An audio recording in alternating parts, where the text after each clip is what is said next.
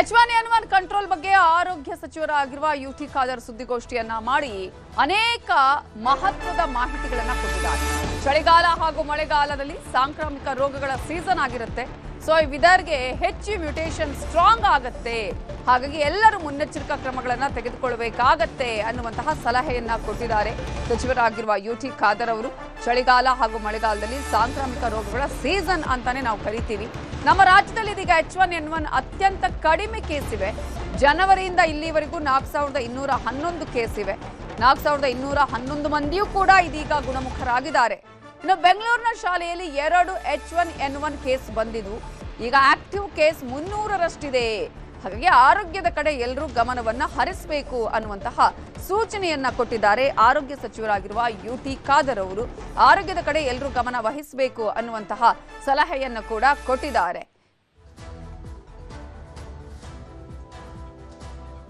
Not ನಾವು August ಇಂದ ಇಲ್ಲಿ ತನಕ ಈಗ ಕಡಿಮೆ ಇದೆ.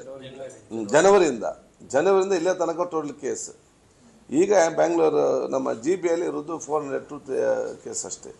ಆಯಿತು, ಇದೆಲ್ಲ ಕೂಡ ಅದೇ 4212 ಕೇಸಸ್. ಅದು ಜ್ವರ ಬಂದು ಟೆಸ್ಟ್ ಮಾಡಿ ಅವರು ಎಲ್ಲ ಗುಣಮುಖರಾಗಿದೆ, ಏನು ಪ್ರಾಬ್ಲಮ್ ಇಲ್ಲ ಅಂತ.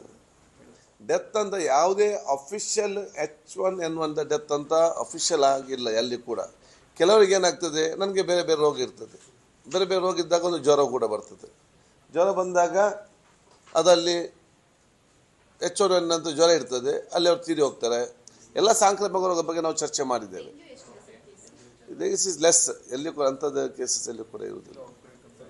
ಎಲ್ಲಿ ಔಟ್ಬ್ರೇಕ್ ಇರಲಿ ಇನ್ನೊಂದು ಎಲ್ಲಿ ಕೂಡ ಇರುವುದಿಲ್ಲ. ಎಲ್ಲ ಈ ಸಾಂಕ್ರಾಮಿಕಗಳು ಕೋವಿಡ್ ಬಂದಾಗ ಎಲ್ಲಿ ಹೋಗಿದೆ ಅಂತ ಇಲ್ಲ. ನಾಟ್ ನಾವು ಆಗಸ್ಟ್ ಇಂದ ಇಲ್ಲಿ ತನಕ. ಸೊ ರಾಜ್ಯದಲ್ಲಿ H1N1 ಕಡಿಮೆ ಇದೆ, ಆದರೆ ಇದೀಗ 300ರಷ್ಟೊಂದು ಆಕ್ಟಿವ್ ಕೇಸ್ಗಳಿದೆ ಅಂತ ಹೇಳಿದ್ರು. ಹಾಗಾದ್ರೆ ಕಂಟ್ರೋಲ್ ಹೇಗೆ? ಆರೋಗ್ಯ ಇಲಾಖೆಯ ಮಾರ್ಗಸೂಚಿ ಏನು ಅಂತ ನೋಡೋದಾದ್ರೆ, ಆಹಾರ ಸೇವಿಸುವಾಗ ಬಿಸಿ ನೀರು ಕುಡಿಬೇಕು ಅಥವಾ ಬಿಸಿ ಆಹಾರವನ್ನೇ ನೀವು ಸೇವಿಸಬೇಕಾಗತ್ತೆ. ಹೋಟೆಲ್ಗಳಲ್ಲೂ ಕೂಡ ಬಿಸಿ ನೀರು ಕೊಡಬೇಕು. ಜ್ವರ ಕೆಮ್ಮು ಬಂದವರು ಎಚ್ಚರದಿಂದ ಇರಬೇಕಾಗತ್ತೆ. ಸಾರ್ವಜನಿಕ ಸ್ಥಳದಲ್ಲಿ ಓಡಾಡುವಾಗ ಮಾಸ್ಕ್ ಅನ್ನ ಧರಿಸಬೇಕು. ಜ್ವರ ಬಂದು 3-4 ದಿನ ಆಗಿದ್ರೆ ಪರೀಕ್ಷೆಯನ್ನ ಮಾಡಿಸಿ. ಜಿಲ್ಲಾ ಮಟ್ಟದಲ್ಲಿ ರಾಜ್ಯ ಮಟ್ಟದಲ್ಲಿ ಇದಕ್ಕಾಗಿ ಕಮಿಟಿಯನ್ನ ಕೂಡ ರಚನೆ ಮಾಡಲಾಗುತ್ತೆ. ಶಾಲಾ ಕಾಲೇಜುಗಳಿಗೆ ಮಾರ್ಗಸೂಚಿಯನ್ನ ಕೂಡ ರವಾನೆ ಮಾಡಲಾಗುತ್ತೆ. ಶೀಘ್ರವೇ ಶಾಲೆಗಳಿಗೆ ಮಾರ್ಗಸೂಚಿಯನ್ನ ಕೂಡ ಪ್ರಕಟ ಮಾಡಲಾಗುತ್ತೆ ಅಂತ ಹೇಳಿ ಇದೀಗ ಯುಟಿ ಖಾದರ್ ಸೂಚನೆಯನ್ನ ಕೊಟ್ಟಿದ್ದಾರೆ, ಸಲಹೆಯನ್ನ ಕೊಟ್ಟಿದ್ದಾರೆ. ಮಾಸ್ಕ್ ಹಾಕೊಂಡು ಹೊರಗೋಗಿ, ಸಾರ್ವಜನಿಕ ಸ್ಥಳಗಳಲ್ಲಿ ಓಡಾಡುವಂತಹ ಸಂದರ್ಭದಲ್ಲಿ ಮಾಸ್ಕ್ ಅನ್ನ ಧರಿಸಿ, ಜೊತೆಗೆ ಬಿಸಿ ನೀರನ್ನ ಕುಡಿ. ಹೋಟೆಲ್ಗಳಲ್ಲೂ ಅಷ್ಟೇ ಬಿಸಿ ನೀರು ಕೊಡಬೇಕಾಗುತ್ತೆ. ನೀವು ಕೇಳುವ ಸಂದರ್ಭದಲ್ಲಿ ಕೂಡ ಬಿಸಿ ನೀರನ್ನೇ ತಗೊಳ್ಳಿ ಅನ್ನುವ ವಿಚಾರವನ್ನ ಹೇಳಿದ್ದಾರೆ. ಪ್ರಮುಖವಾಗಿ ಜ್ವರ ಕೆಮ್ಮು ಬಂದವರು ಬಹಳ ಎಚ್ಚರಿಕೆಯಿಂದ ಇರಬೇಕಾಗುತ್ತೆ. ಯಾವುದೇ ಕಾರಣಕ್ಕೂ ನೆಗ್ಲೆಕ್ಟ್ ಮಾಡೋದಕ್ಕೆ ಹೋಗಬೇಡಿ. 3-4 ದಿನ ಜ್ವರ ಇದ್ರೆ ಖಂಡಿತವಾಗ್ಲೂ ಕೂಡ ಅದನ್ನ ಪರೀಕ್ಷೆ ಮಾಡಿಸಿ ಅನ್ನುವಂತಹ ಒಂದು ಸಲಹೆಯನ್ನ ಕೂಡ ಈಗಾಗಲೇ ಕೊಟ್ಟಿದ್ದಾರೆ ಸಚಿವರಾಗಿರುವ ಯುಟಿ ಖಾದರ್ ಅವರು. ಜಿಲ್ಲಾ ಮಟ್ಟದಲ್ಲಿ ರಾಜ್ಯ ಮಟ್ಟದಲ್ಲಿ ಇದೇ ಕಾರಣಕ್ಕಾಗಿ ಕಮಿಟಿಯನ್ನ ಕೂಡ ರಚನೆ ಮಾಡ್ತೀವಿ.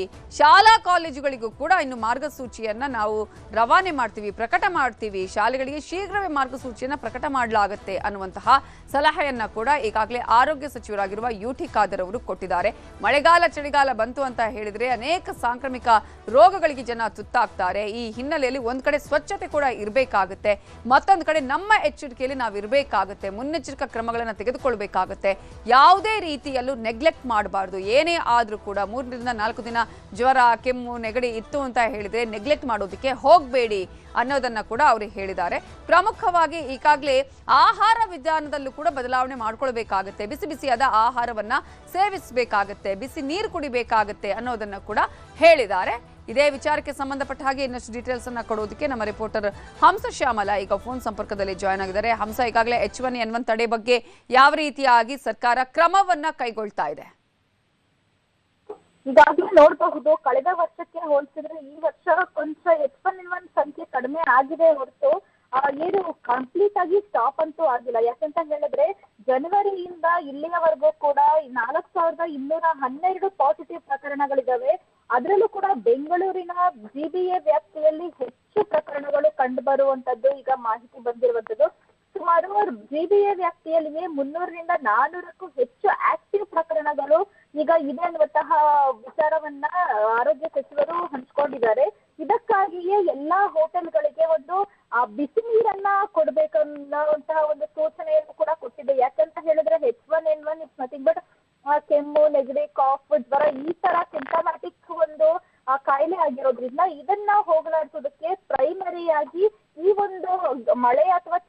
ಸಂದರ್ಭದಲ್ಲಿ ಹೆಚ್ಚಾಗಿ ಒಂದು ಬಿಸಿ ನೀರನ್ನ ಸೇವಿಸ್ಬೇಕು. ಯಾಕಂತ ಹೇಳಿದ್ರೆ ಇನ್ಫೆಕ್ಷನ್ ಆಗಿದ್ರೆ ಈ ಒಂದು ಬಿಸಿ ನೀರನ್ನ ಕುಡಿಯುವಂತಹ ಒಂದು ಕಾರಣದಿಂದ ಹೋಗುತ್ತೆ. ಇದರ ಜೊತೆಗೆ ಏನು ಮಕ್ಕಳಲ್ಲೂ ಕೂಡ ಈ ಒಂದು H1N1 ಪ್ರಕರಣಗಳು ಕೂಡ ಕಾಣಿಸ್ತಿದಾವೆ.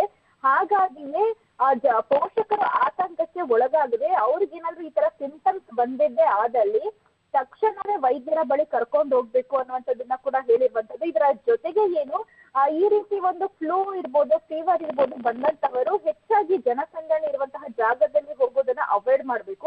ಇಫ್ ಇನ್ ಕೇಸ್ ಹೋದ್ರೂ ಕೂಡ ಮಾಸ್ಕ್ ಅನ್ನ ಧರಿಸಬೇಕು ಅಂತ ಹೇಳ್ತಾರೆ. ನಾವು ರೀಸೆಂಟ್ ಆಗಿ ನೋಡಬಹುದು ಬೆಂಗಳೂರಿನ ಒಂದು ಶಾಲೆಯೊಂದರಲ್ಲಿ ಇಬ್ರು ಒಂದು ಟೀಚರ್ಸ್ ಗಳಿಗೆ H1N1 ಬಂದಿತ್ತು. ಸೊ ಆ ಒಂದು ಆತಂಕದಿಂದ ಕಂಪ್ಲೀಟ್ ಆಗಿ ಒಂದು ಶಾಲೆಯನ್ನೇ ಕ್ಲೋಸ್ ಮಾಡಿದ್ರು. ಆದ್ರೆ ಈ ರೀತಿ ಪ್ಯಾನಿಕ್ ಆಗುವಂತದ್ದು ಬೇಡ. ಶಾಲಾ ಆಡಳಿತ ಮಂಡಳಿಯೇ ಪ್ಯಾನಿಕ್ ಆಗೋದ್ರಿಂದ ನಾವು ಇವರಿಗೆ ಪ್ರತ್ಯೇಕ ಒಂದು ಮಾರ್ಗಸೂಚಿಯನ್ನ ಕೊಡ್ತೀವಿ. ಸಂಜೆ ಒಳಗಡೆ ಆಯುಕ್ತರು ಕೂಡ ಮಾರ್ಗಸೂಚಿಯನ್ನ ಹೊರಡಿಸ್ತಾರೆ ಅನ್ನುವಂತಹದನ್ನು ಕೂಡ ಈಗಾಗಲೇ ಹೇಳಿರುವಂತದ್ದು. ಸೊ ಹೀಗಾಗಿ H1N1 ತಡೆಗೆ ಎಲ್ಲಾ ರೀತಿಯಾದಂತಹ ಒಂದು ಸಿದ್ಧತೆಯನ್ನು ಈಗಾಗಲೇ ಮಾಡ್ಕೊಂಡಿರುವಂತದ್ದು. ನವಿತಾ, ಥ್ಯಾಂಕ್ ಯು ಹಂಸಶ್ಯಾಮಲ ಡೀಟೇಲ್ಸ್ಗೆ. ಹಾಸನ ಡಿಸಿ ವಿರುದ್ಧ ಹೇಳಿಕೆಯನ್ನ ಕೊಟ್ಟಿದ್ರು HD ರೇವಣ್ಣ. ಡ್ರಾಮಾ ಮಾಡ್ತಾರೆ, ಎಲ್ಲಿಂದ ಹಿಡ್ಕೊಂಡು ಬಂದ್ರು ಅನ್ನುವಂತಹ ಒಂದು ಸ್ಟೇಟ್ಮೆಂಟ್ ಅನ್ನ ಕೊಟ್ಟಿದ್ರು HD ರೇವಣ್ಣ ಅವರು ಹಾಸನ ಡಿಸಿ ಲತಾ ಕುಮಾರಿ ಅವರ ವಿಚಾರಕ್ಕೆ ಸಂಬಂಧಪಟ್ಟ ಹಾಗೆ. ಸೊ ಇದೀಗ HD ರೇವಣ್ಣ ಕೊಟ್ಟಂತಹ ಈ ಹೇಳಿಕೆಗೆ ಡಿಸಿ ಲತಾ ಕುಮಾರಿ ಅವರು ತಿರುಗೇಟು ಕೊಟ್ಟಿದ್ದಾರೆ.